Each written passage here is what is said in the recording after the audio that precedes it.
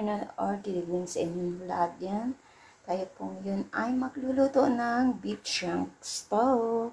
Ayan, so ito po ang ating mga ingredients. Igigisa natin siya sa butter, sa bawang and sibuyas. So ito po ang ating ilalagay, ang carrots and maliliit na potato at mixed vegetables. At ito po ang ating beef shank. So, ayan, gagamit po tayo mamaya ng banana ketchup. So, for today, samahan niyo po ako sa aking pagluluto ng ating beef shank stew. Ayan. So, ilagay po tayo dyan ng tubig at ilagay po natin yan ang ating beef shank. Ayan, at lagyan po natin siya ng salt. Ayan, lagyan natin siya ng salt and black pepper. So, yan lang pong ilalagay natin para lagay natin dito sa ating pressure cooker. Lagyan natin siya ng mga 30 minutes lang para lumambot ang ating beef shank sa medium na apoy. A few moments later. Ayan na, luto ng ating beef shank. So, kuhanin ko na po to. So, ayan na, ready to cook. So, ayan, prito po natin dyan ang ating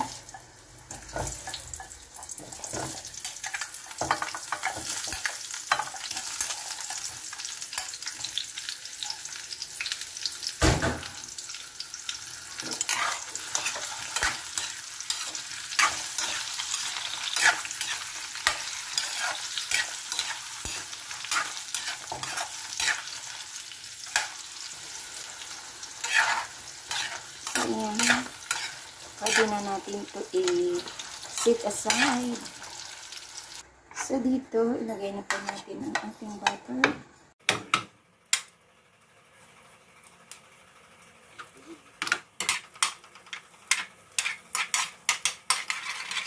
So, ilagay na po natin ang ating bawang.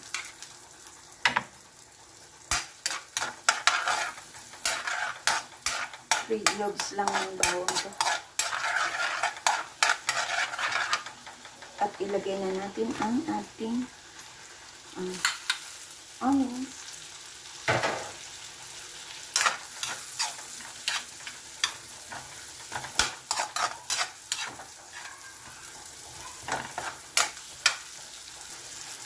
Ayan. Maghiwa-hiwalay na ang ating onions.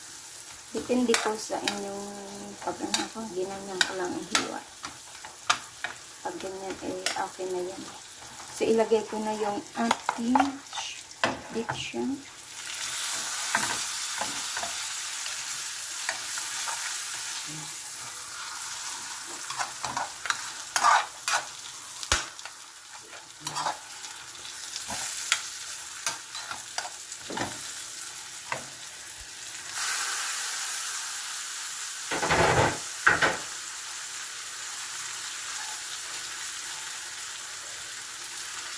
Dikipin ko po to.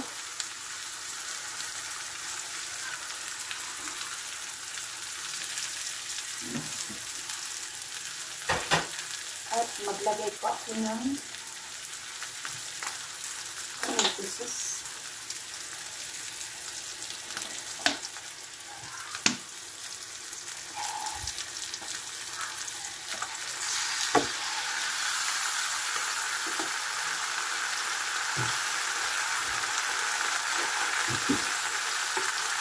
Soy sauce.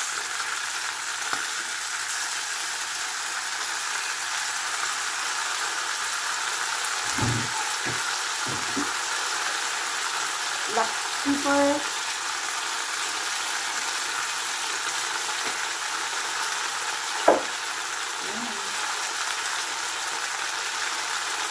Ilagay ko po yung ating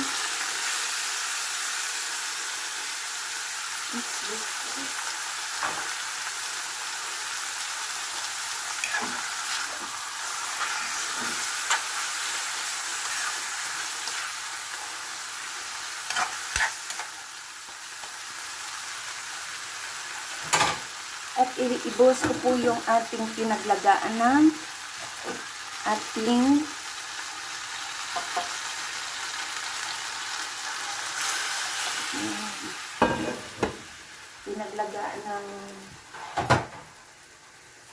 kanin.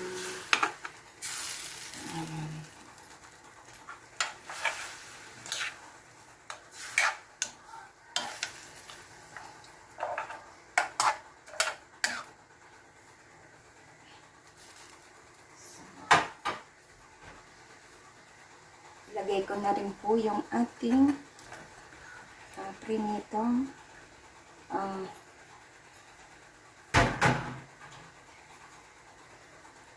carrots and potato. So, ilaga po natin ulit. Isunod ko po ulit ito. At takpan po natin siya para maluto lahat ng ating ingredients.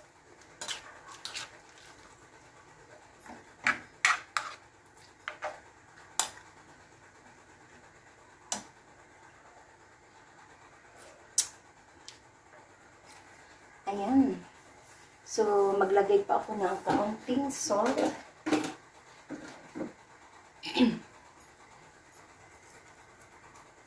At takpan po natin para madaling maluto. So, ayan.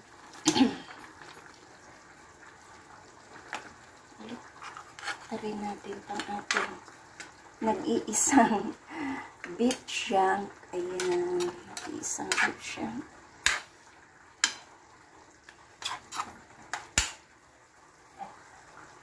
Lagyan po natin siya ng nor cubes na beef. Parang natunaw na ang tato.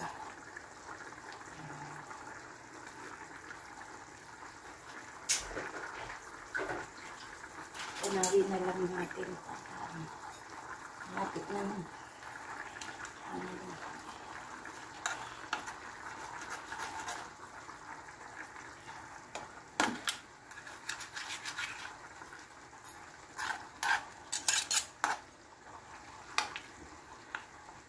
Tips too.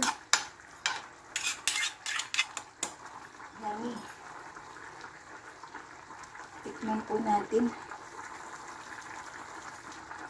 ang ating beef stew.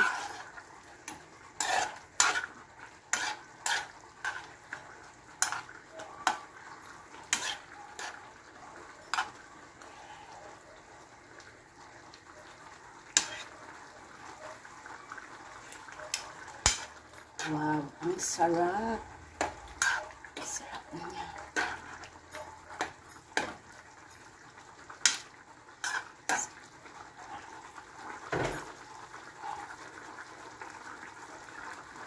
Lagyan ko po siya ng kaunting ng sugar.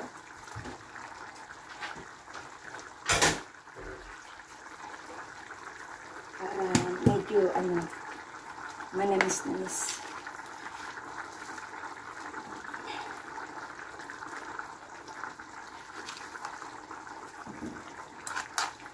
Depende po sa inyong mga panlasa lang. Ayan. Ako kasi masarap yung ganitong stove na medyo manamis-namis. Ayan siya.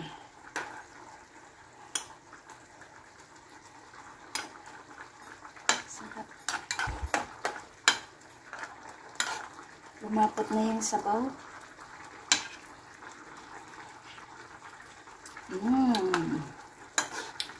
Ayan na. Yun na yung timplang hinahanap ko. Manamis-namis.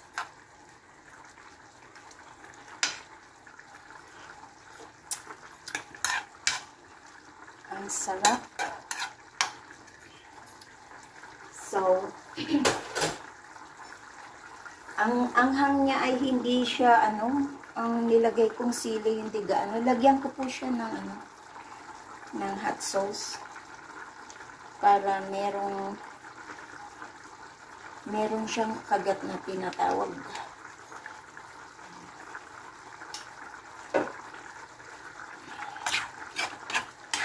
Wow. diba? Sarap niya. Lumakot na yung sabaw.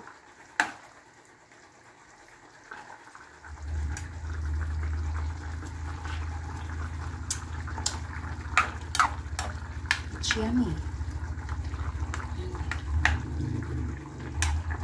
So, hanguin na po natin ang ating beef shanks to. Ayan.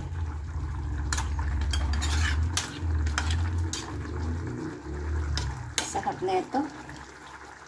Pwede na to sa 3 tao. Ayan. Malaki kasi yung binibili kong beef shank. So, ilagay na po natin siya sa ating serving bowl. So, ayan na.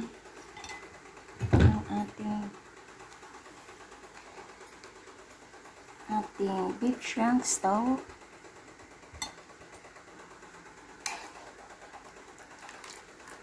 Ang sarap.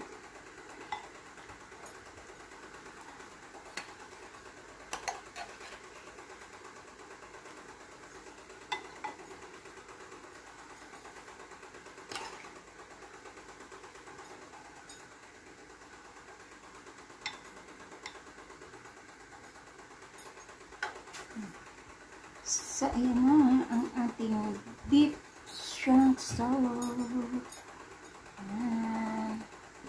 Ayan, super yummy. Try nyo po yan, ang ating beef shank stew. Ayan. Napakasarap at pwedeng pampiesta. Ayan, sa mga handaan. Ayan, maganda po yan. Sobrang sarap po at napakasimple lang din ang pagluto. Ayan. Ayan, thank you so much sa inyong lahat dyan. This is Lori's Kitchen. Ay muling magpapasalamat sa inyo sa aking pagdalo ng aking premiere for tonight. Ayan, big love shoutout sa inyo dyan. Thank you. And sa hindi pa po nakasubscribe ng aking channel, please do subscribe and hit the bell button para lagi kayong updated sa aking mga lulutuin. Abangan ang susunod kong lulutuin sa aking kusina. Thank you and big love shoutout sa inyong lahat dyan. Bye!